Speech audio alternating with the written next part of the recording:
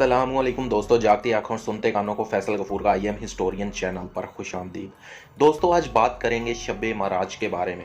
मराज की शब को दीन इस्लाम में एक नुमाया और मुनफरिद मुकाम हासिल है, क्योंकि इस रात अल्लाह रब्बुल इज़्ज़त ने नबी करीम सल्लल्लाहु अलैहि वसल्लम को अपने पास बुलाकर अपना दीदार करवाया था। रजब इस्लामी साल का 7वां महीना है। अल्लाह रब्बुल इज़्ज़त ने तमाम महीनों के मुख्तलिफ दिनों और रातों की अहमियत व फजीलत और उनकी ख़ास बरक़ात और खसूसियात बयान फरमाई हैं।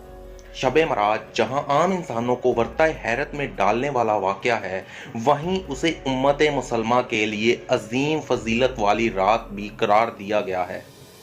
कुरान पाक में बनी इसराइल की पहली आयत में इस वाक़या का जिक्र मिलता है, जो माराज या इसराह के नाम से मशहूर है।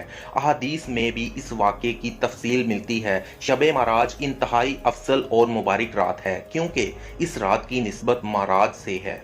इसरा और माराज के वाक़या ने फ़िक्र इंसानी को एक नया मोड़ अता किया और तारीख पर ऐसे दूर रस इसरात डाले, जिसके नतीजे में फ़िक्र नज़र की रसाई को बड़ी वुसअत हासिल हुई। इस वाक़े को हजूर अकरम का इम्तियाजी मौजज़ा भी करार दिया जाता है। अब बात करते हैं सफ़र माराज के मराहिल के बारे में। सफ़र माराज का पहला मरहला मस्जिदुल हराम से मस्जिद अक्सा तक का है। ये ज़मीनी सफ़र है। सफ़र मराज का दूसरा मरहला मस्जिद अक्सा से लेकर सिदरातुल मुंतहा तक है। सफ़र मराज का तीसरा मरहला सिदरातुल मुंतहा से भी आगे काबे कोसैन और उससे भी आगे तक का सफ़र था।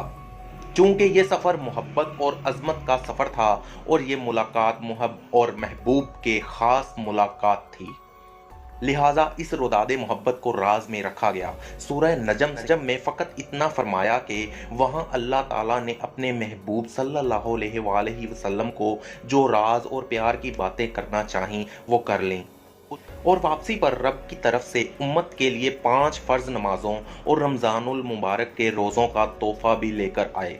उलमा इस्लाम के मुताबिक शब मराज में नफली इबादत अंजाम देना एहसन इक़दाम है, लेकिन इस रात को मिलने वाले तोहफे नमाज को सारा साल पाबंदी भी अल्लाह ताला की पैरवी का सबूत है।